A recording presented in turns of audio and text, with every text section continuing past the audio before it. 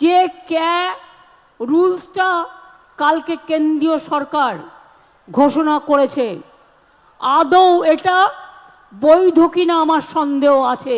কোনো ক্ল্যারিটি নেই, টোটাল ভাওতা। ইলেকশনের আগে যুদ্ধ যুদ্ধ খেলা 19 সালেও করেছিল। 2019 সালে এনআরসির নামে আসামে 19 লক্ষ লোকের মধ্যে 13 লক্ষ বাঙালি হিন্দুকে বাদ দেওয়া হয়েছিল।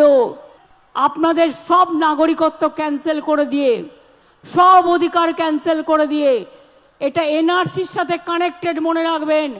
আপনাদের ডিটেনশন ক্যাম্পে নিয়ে চলে যাওয়া হবে। এই দরখাস্ত করবার আগে বারবার ভাববেন, একবার নয় 1000 বার। আমরা মানছি না, আমরা মানব না।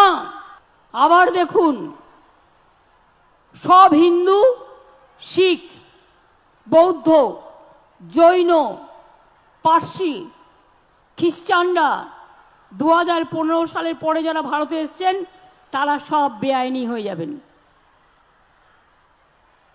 সংখ্যালঘুরাও তো আছেই। ইচ্ছা করেই কালকের দিনটা বেছে নেওয়া হয়েছে, কারণ কালকে থেকে রমজান মাস শুরু হয়েছে, এটা আমরা বুঝি। বিজেপির খেলা হচ্ছে হিন্দুতে হিন্দুতে ভাগ করে দেওয়া, মুসলিমে মুসলিমে ভাগ করে দেওয়া। শুধুমাত্র 3টি দেশ, আফগানিস্তান, বাংলাদেশ আর পাকিস্তান, আর শুধুমাত্র 6টা ধর্ম, হিন্দু, শিখ, বৌদ্ধ, জৈন, পার্সি আর খ্রিস্ট ধর্ম।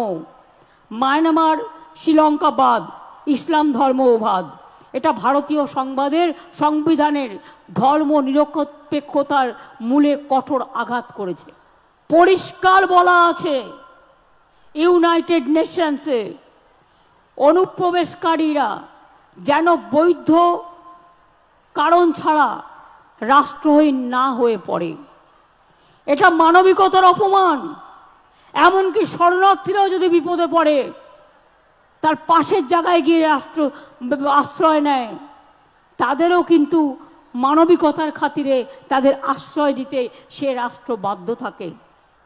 দ্য কে and the rules are begged for the following reasons: declaration of illegal immigrant of valid citizens, আসল নাগরিকদের বিদেশি বানিয়ে দেওয়ার চক্রান্ত।